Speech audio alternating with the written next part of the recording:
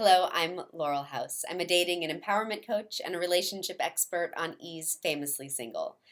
Conversation on a first date, and really conversation on any date, is like playing strip poker.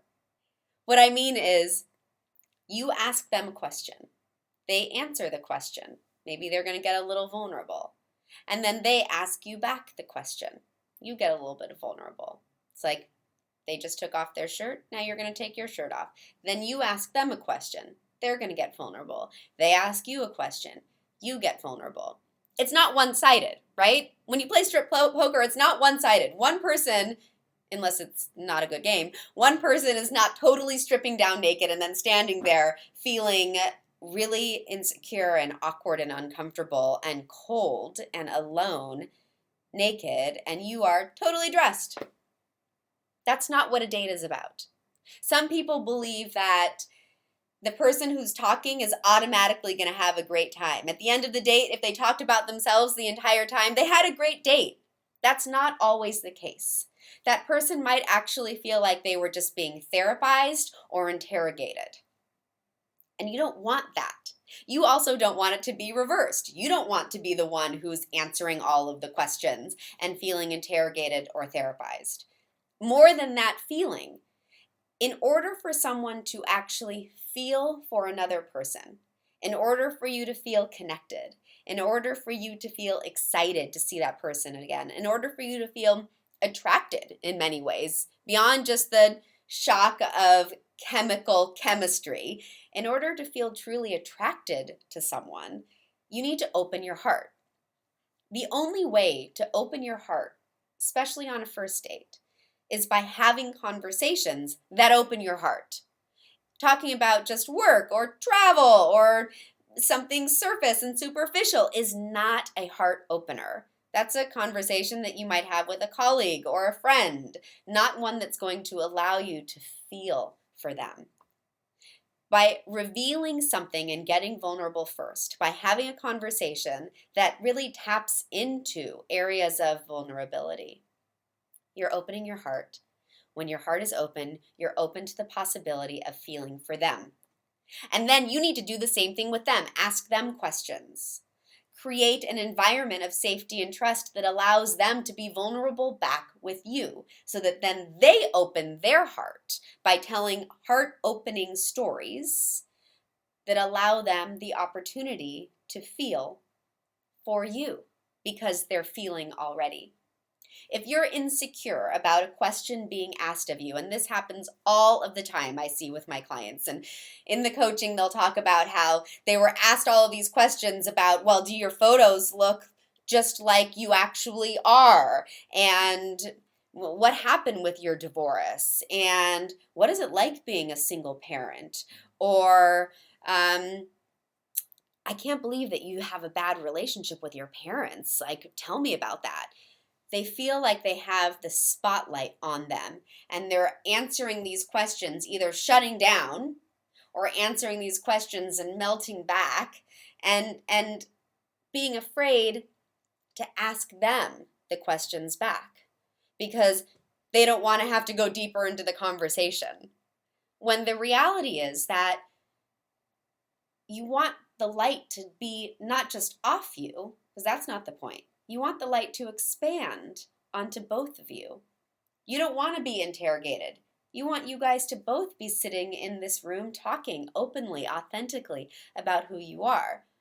When someone asks you specific, direct questions, generally, the reason why they're asking you that question is one of three things.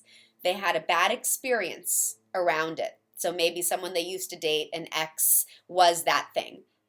They're insecure about it themselves, or they want to tell you about it.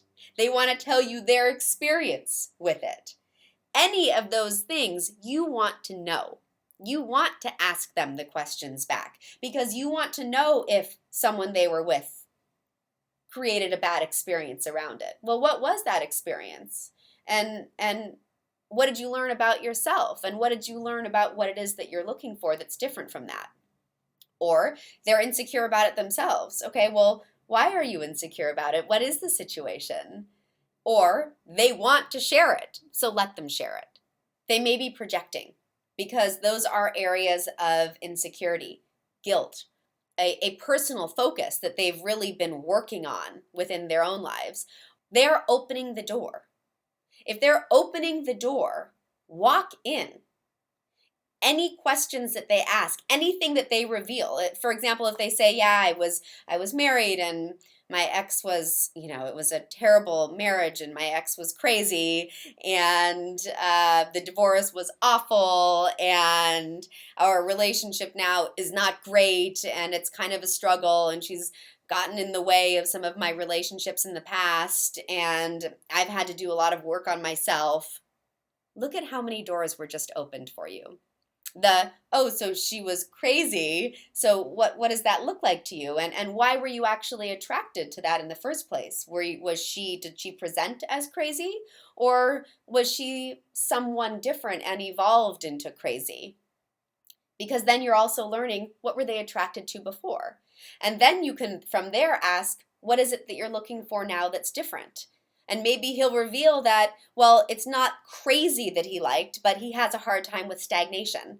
And so crazy is drama and also excitement. And then you can talk about, are there other ways to satisfy and express excitement without the crazy component of it? If he talks about that it was a horrible divorce, what happened? Are you still affected by that? Because it was a horrible divorce, are you looking, do you still believe in marriage? Do you want to get married again? What is your dating purpose?